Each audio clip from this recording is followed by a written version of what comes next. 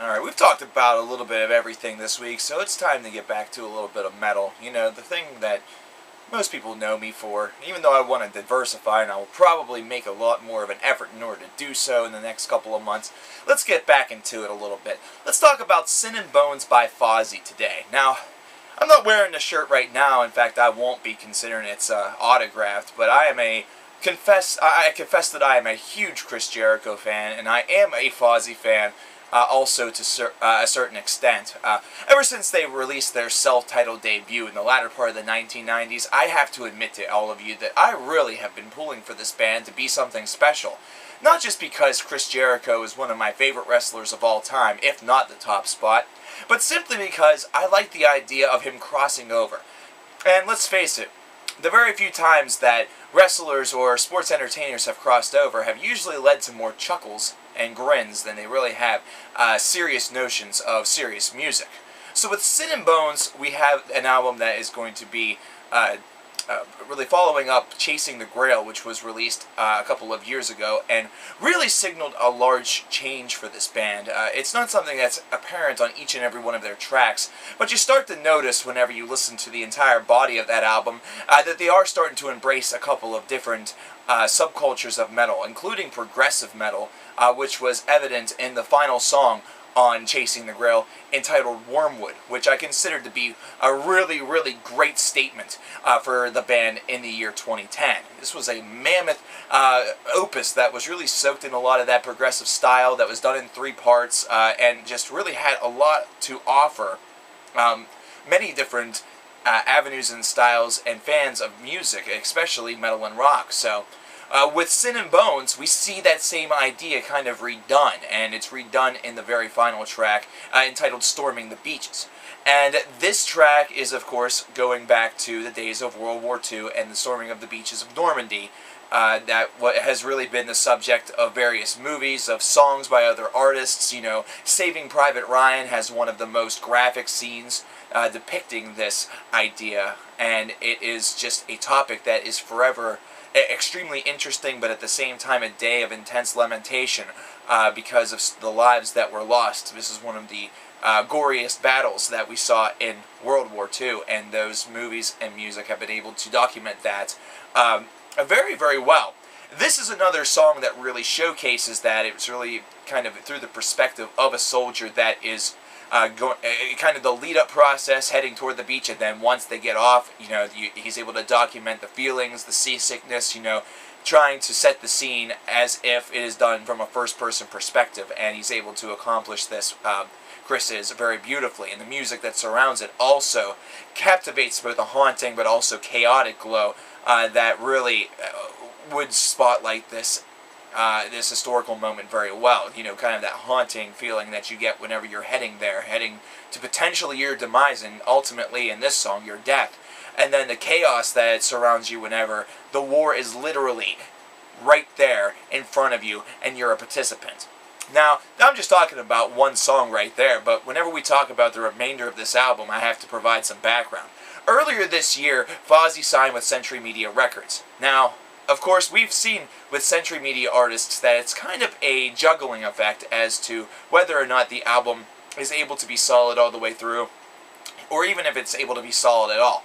Century Media once had a great reputation for finding some really great young bands and pushing their careers over the top and making them very accessible to the metal populace.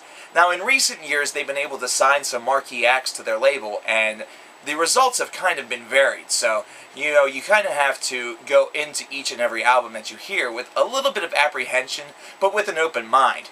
Now, also, Chris and the guys have kind of said that they wanted this album to be sort of their Metallica's Black Album. Not so much just so they become ultra and uber accessible and sell, you know, 20 to 30 million records, because with a band like Fozzy, that lead-up is not the same as it was for Metallica at the turn of the 80s into the 90s. However, just that idea of kind of combining groove with aggression is something that they had already been doing a little bit previously, but this was sort of meant to be the album where if it wasn't apparent to everybody else prior, that it was going to become very apparent. Now, many people will cringe at the fact that on Sandpaper, the second track on this album, there is a guest vocal spot that is shared by M. Shadows of Avenged Sevenfold. But in reality, this works kind of well. It's one of those moments where you can't really blame the guy's voice. He and Chris are able to have a nice little duality effect go on during the give and take on this song, and the overall atmosphere doesn't feel tarnished whatsoever. If anything, it feels elevated. Throughout the remainder of the record, it is kind of inconsistent, and in that I mean that it just kind of peaks and valleys, and instead of it being a peak and valley musically where it's kind of going from an ultra-aggressive pace to a kind of a chill-down pace, but there is a song that does have that within it, in my head. However, this is more of just the quality standard where the peaks and valleys really occur. I feel that the consistency on this album sometimes is a little bit tarnished by the fact that there are some cliches that are really difficult for somebody who doesn't just do music to be able to avoid.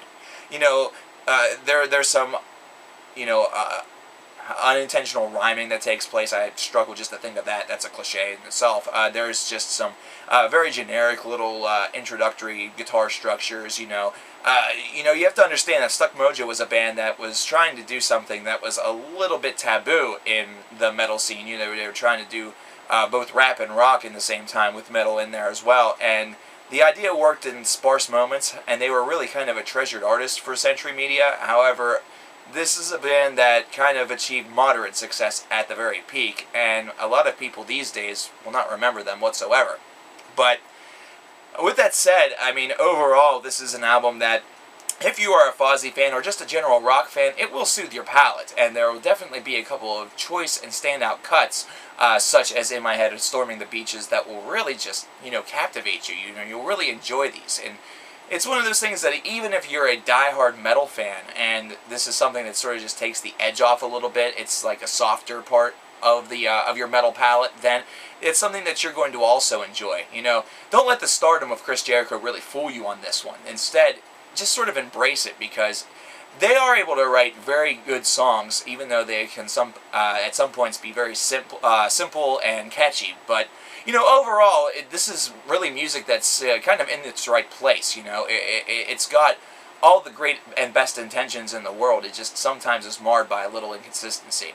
Overall, I'd give it probably a 7.5 out of 10. I probably would have given Chasing the Grill a slightly higher score, closer to an 8. But, you know, this is something that I'm really going to kind of consider for their career. I really enjoyed their debut. You know, like I said, I really enjoyed Chasing the Grill. All That Remains was a decent album, too.